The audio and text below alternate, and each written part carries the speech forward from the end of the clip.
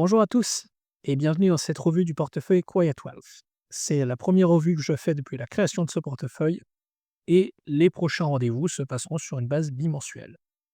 Nous sommes le 8 mars 2025 et je vous propose de voir les performances des entreprises depuis le début de l'année ainsi que les dividendes perçus. Je rappelle que le portefeuille a été créé le 24 septembre 2024 avec l'objectif de faire de la performance élevée et stable. On va donc voir les 20 actions qui ont performé. Au cours des 3 mois, le portefeuille en fait a plutôt bien progressé. Quand on regarde ici, on voit que le taux de rendement total, c'est-à-dire qui inclut également les dividendes, est plutôt bien commencé. Mais la semaine dernière, ça s'est ratatiné.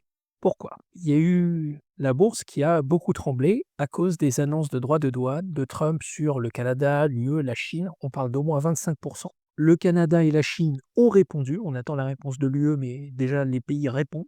Trump menace de répondre aussi, donc on est dans un danger en fait de tensions commerciales très élevées. Et on a également les tensions internationales qui ne diminuent pas. On a toujours la guerre en Ukraine, les tensions entre Israël, l'Iran, etc. Et ça fait que les marchés ont horreur des mauvaises nouvelles, surtout quand elles concernent une remise en cause de la libre circulation des produits, des biens et des services. Car ce qui risque de se passer, c'est que si les tensions s'aggravent et que la guerre commerciale entre les États-Unis et le reste du monde s'installe, il va y avoir des impacts lourds sur les entreprises. Les marchés ont donc, entre guillemets, anticipé ça. C'est pour ça qu'on a eu une semaine absolument horrible, là. Et comme vous pouvez voir sur mon graphique, là, on passe d'une performance qui était plutôt bonne à un résultat total qui est ratatiné. Je ferai d'ailleurs, petite parenthèse, bientôt une vidéo sur quelles entreprises passeront cette guerre commerciale potentielle sans encombre.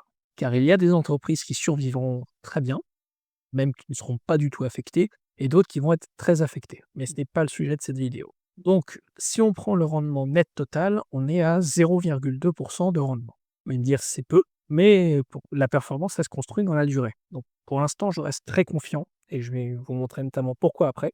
On pourra en fait réellement faire un point sur la performance à partir allez, de 6 mois plus tard, et voire même un an, pour tirer les premières conclusions de la stratégie Quiet Wealth que j'ai adoptée.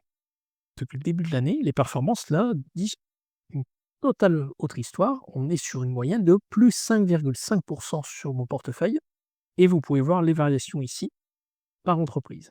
Si on compare les 5,5% de croissance depuis le début de l'année, c'est plutôt bon quand on compare aux indices. En clair, les indices américains ont plongé à cause de l'actualité récente. Mon portefeuille fait donc mieux que le Nasdaq et que le S&P 500. Il fait un petit peu mieux que l'indice britannique, le FTSE 100, et par contre, il fait moins bien que le CAC 40 et le DAX. Alors, je précise que le CAC 40 et le DAX ont une performance assez exceptionnelle, comme vous pouvez voir, 9 et 14, 10 et 15% quasiment, mais on est beaucoup plus en fait sur un rebond après une chute violente. La bourse allemande ne va pas bien globalement, mais disons un rebond ce début d'année. On note que les entreprises du portefeuille, celles qui ont le plus performé, la première c'est Air Liquide. Ça s'explique d'une façon très simple. Air Liquide a annoncé une forte hausse de son dividende et de ses profits nets à la fin de l'année, tandis que le chiffre d'affaires, lui, stagne. Donc forcément, les investisseurs sont prêts à payer plus cher pour une entreprise qui affiche d'aussi bons résultats. On remarque aussi que les entreprises qui sont dans la gestion des ressources, comme Waste Management, Republic Services, American Waterworks, Xylem ou encore même Rollins, ont largement surperformé la moyenne du portefeuille. Et à mon avis, ça s'explique simplement par le besoin toujours plus croissant d'avoir des services de recyclage des déchets, de traitement de l'eau, etc. L'intuition que j'avais sur ce secteur d'activité qui pour moi est porteur de croissance et de rendement, pour l'instant est confirmée. En ce qui concerne les baisses, je n'ai pas eu d'information particulière sur Infosys, qui fait moins 12,7%. C'est plutôt une déception dans ce portefeuille. Il n'y a pas eu d'information particulière sur l'entreprise. Elle a même publié des résultats qui sont tout à fait corrects. Pour Pason System, c'est encore plus incompréhensible car la société a déclaré un chiffre d'affaires de 414 millions de dollars canadiens pour 2024 contre 369 l'année précédente. Ils ont même un bénéfice net par action qui est en croissance de plus de 25%. Donc, je ne saurais pas vraiment vous dire. C'est peut-être lié au fait que comme les bourses baissent, il y a eu des ventes automatiques, mais je n'ai pas d'explication satisfaisante à donner. Par contre, pour Schneider Electric, ça oui, On sait expliquer la baisse qui est quand même assez conséquente, par 7,4. Pour Schneider Electric, la baisse est justifiée par une peur de l'impact de l'IA sur le segment d'intelligence artificielle de Schneider Electric, car Schneider Electric a une partie de son business model qui est de l'intelligence artificielle. Ça représente à peu près 12% de son chiffre d'affaires, auquel il faut ajouter aussi également une autre mauvaise nouvelle, qui est que Microsoft a déclaré annuler des contrats de location de data center pour Schneider Electric.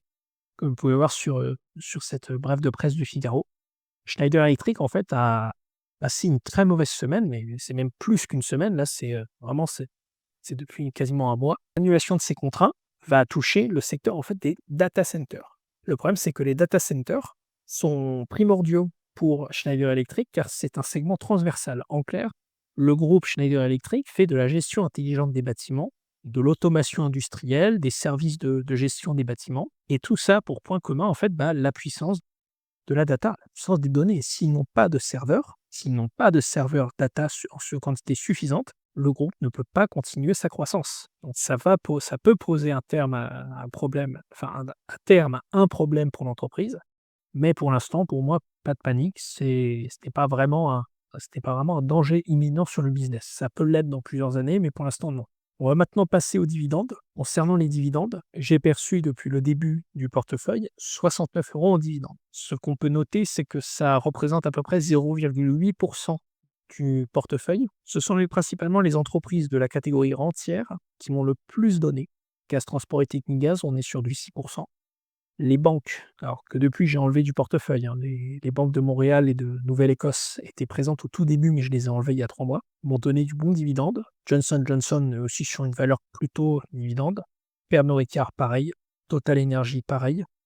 Et ensuite, forcément, les valeurs en dessous vous donnent moins, parce que ce ne sont pas des valeurs avec des taux de rendement exceptionnels. On est aux alentours de 2-3% en moyenne pour les entreprises que vous voyez ici, de American Water Works à Rollins. Je précise aussi que d'ici fin avril, Trading 212 m'a confirmé que j'allais toucher les dividendes suivants. Ce sont les entreprises à rente qui vont me verser le plus. Donc j'anticipe 48,22 € de dividendes au total. Et ce sont les entreprises rentières qui vont m'apporter la majorité de ce chiffre. Voilà, c'était tout pour cette première revue du portefeuille. Je vous dis à dans 2 semaines pour une deuxième revue.